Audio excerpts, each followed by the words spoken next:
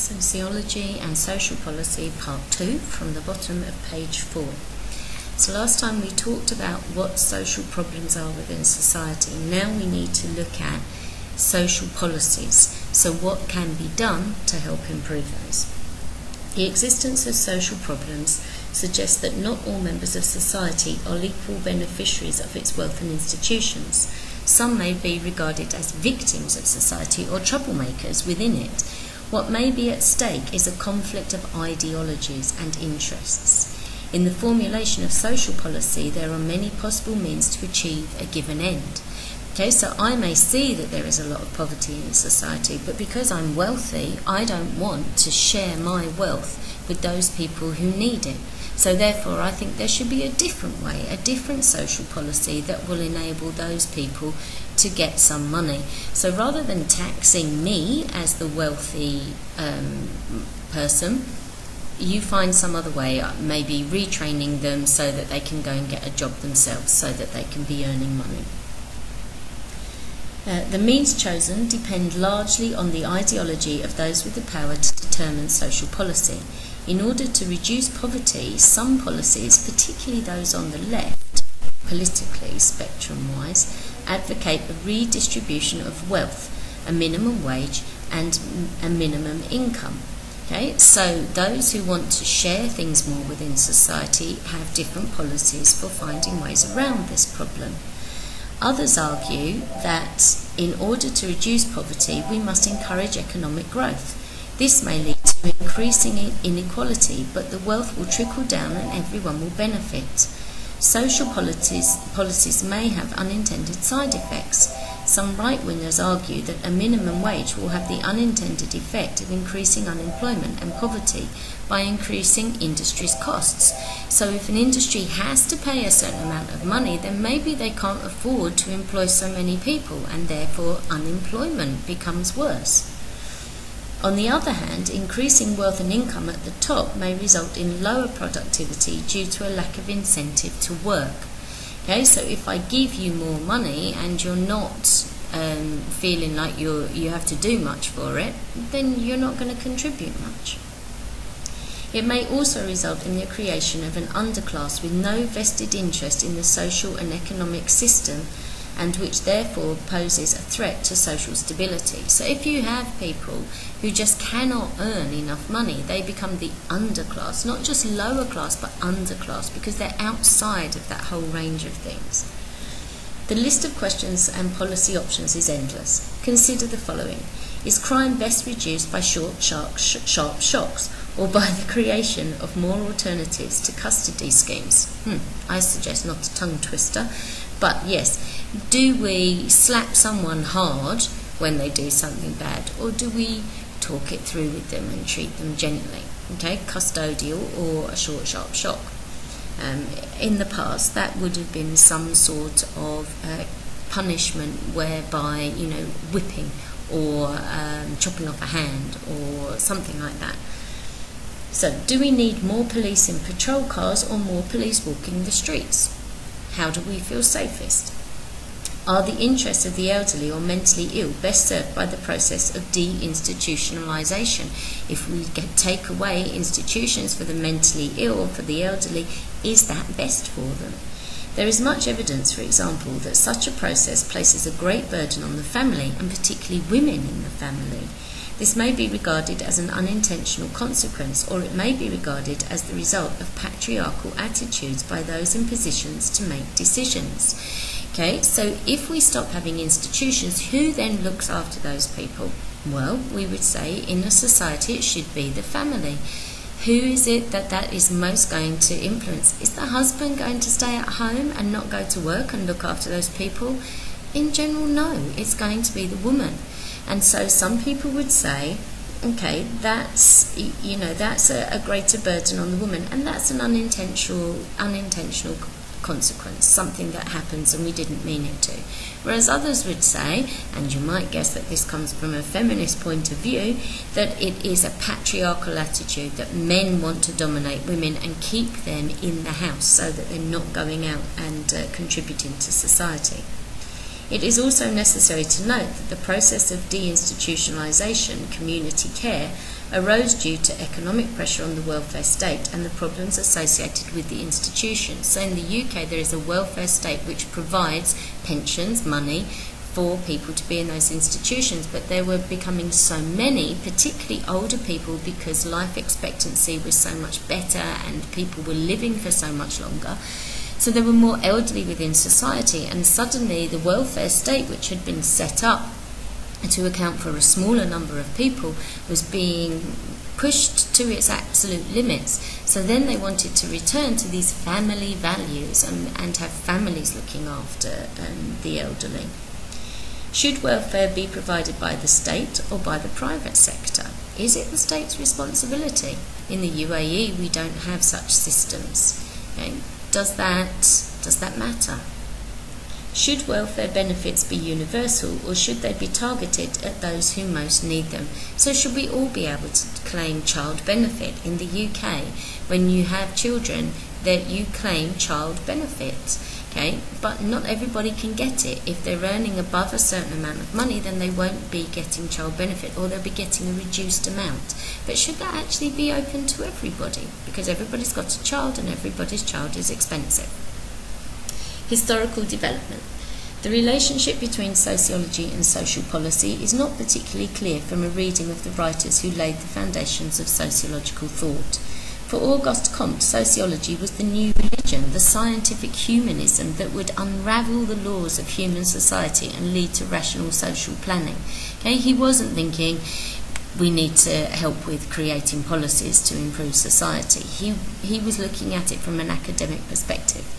Yet Comte's sociology was profoundly conservative in nature and advocated a wise resignation to the facts. Such social facts were not open to reason. Comte's sociology was therefore unlikely to give rise to a social policy that played a radical or reforming role, despite his wish that sociology should influence rational social planning. Okay, so he tended to be conservative in his views, so therefore he wasn't trying to influence society as a whole through a political format. Some sociologists of the late 19th century and early 20th century, such as Rowntree and Booth, adopted a much more empirical approach in their sociological investigation of a particular social problem. Remember, empirical means you need to have evidence. Even here, though, the relationship between sociology and social policy is quite crude. The main method employed by these sociologists in their demonstration of poverty at the turn of the century in England was that of an exposé. So they were proving how bad the poverty was, and therefore that society needed to change its policies to make life better for everyone. Importantly, the period 1930 to 1960 is marked by the increased attempt by sociology to be accepted as a discipline into the academic world. As part of this largely successful process, hence we're studying it now, the scientific nature of the discipline was stressed. This included a need to detach the subject from its perceived link with the identification of social problems and consequent social reform. So if sociology wanted to be taken seriously as an academic subject, it couldn't be seen as being a politically motivated vehicle as well. There is a great deal of controversy within sociology as to whether sociologists should have any direct input into the study of particular social problems or should be involved in espousing particular social policies. This is due to the desire on the part of some sociologists to produce value-free sociology and themselves remain neutral. Such a desire is linked to conceptions of what constitutes science and indeed what constitutes social science or sociology. It is also linked to a desire to be accepted into the academic establishment to secure adequate funding and to get one's research actually used. Okay, so sociologists now talk about being value-free, so not influenced by what's going on in society, but actually trying to be neutral in their approach to what it is that they're studying. However, if we're being really cynical, we could say they're just doing that because they want the money to do their study and actually they don't care about the people that they are researching. Weber. Writing in the early part of this century, Max Weber was at pains to clarify the role of sociology in social research. He makes a clear distinction between research and researcher when he states that to apply the results of sociological analysis in the making of decisions is not a task which science can undertake. It is rather the task of the acting, willing person. He weighs and chooses from among the values involved according to his own conscience and his personal view of the world. Science can make him realise that all action, and naturally, according to the circumstances in action, imply in their consequences the espousal of certain values and the rejection of certain others. Okay, so human beings are going to react in the way that is important to them. Weber accepted that it is within the role of a sociologist to choose the social problems they wish to consider, but emphasised that the actual research must be strictly objective. So you choose what you want to look at, but you can't get involved in it. He also wished to distinguish sharply between sociology and social practice, which he saw as two different worlds, both of which are valuable, but whose distinctions and ways of working should be made clear. In discussing Weber on this subject, James Coleman draws on the analogy of the two worlds of discipline and action, with sociology being in the world of discipline and social policy being in the world of action. The term discipline in this context means an area of academic study. The world of discipline is pure and value-free. The world of action is impure, laden with conflicting interest groups, may be secretive, and is not value-free. The sociologist treads a wary line between the two worlds, okay? And Weber says you can't cross over. If you want to be a sociologist, you're an academic. If you want to change social policy, then there is more to what you're doing. You become a political animal. And once you get into those things, yes, there have to be values because you're deciding who you're helping with those policies. Weber's conception of the relationship between sociology and social policy is that sociology provides the technical information from which policymakers decide social policy, and it's objective. In this respect, Weber is a technician. Much of American empirical sociology since the Second World War has been of this technical nature.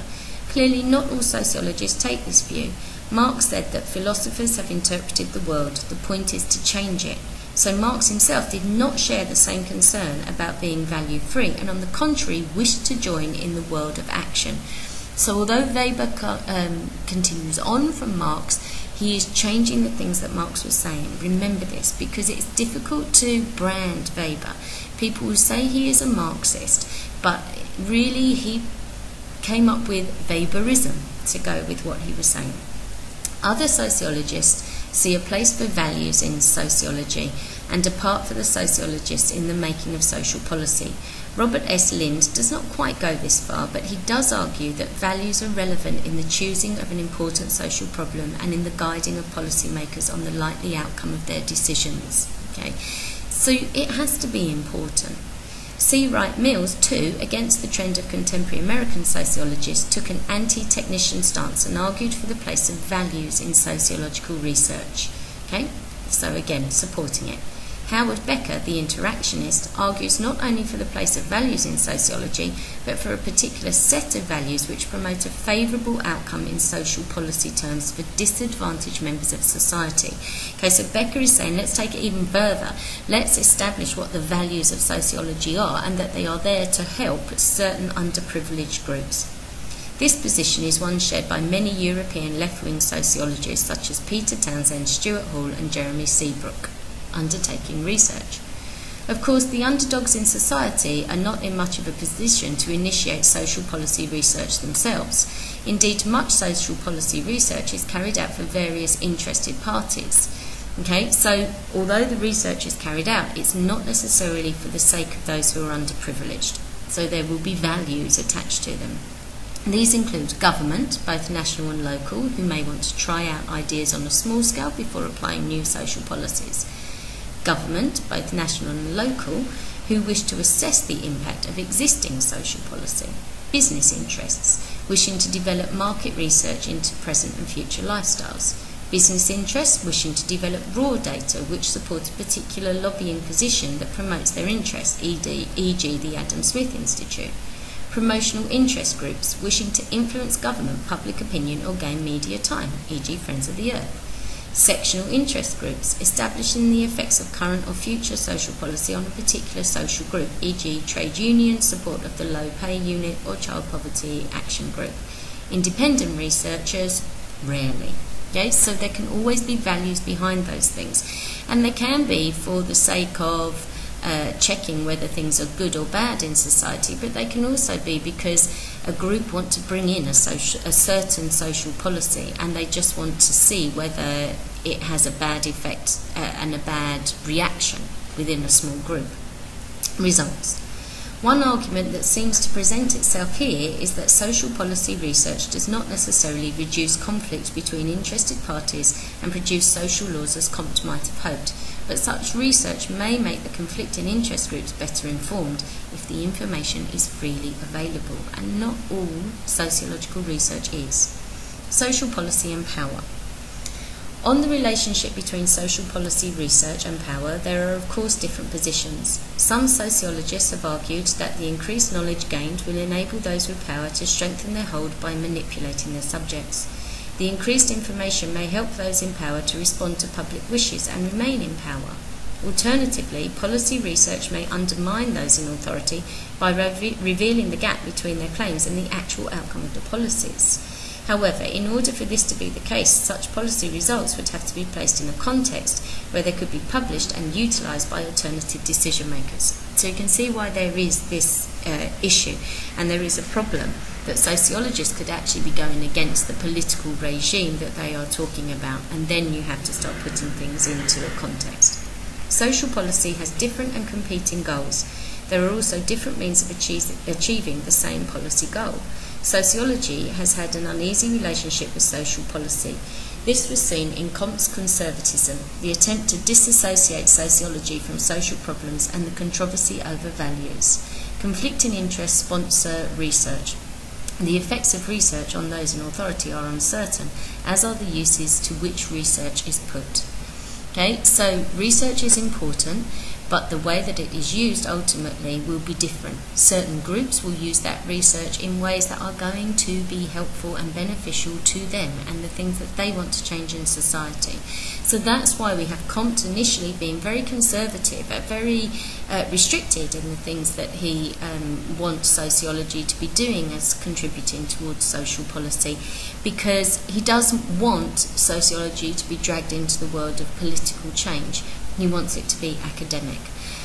And that's where the research has to be used very, very carefully. Does it just become an academic exercise, or do we actually use sociology to change what is going on in society?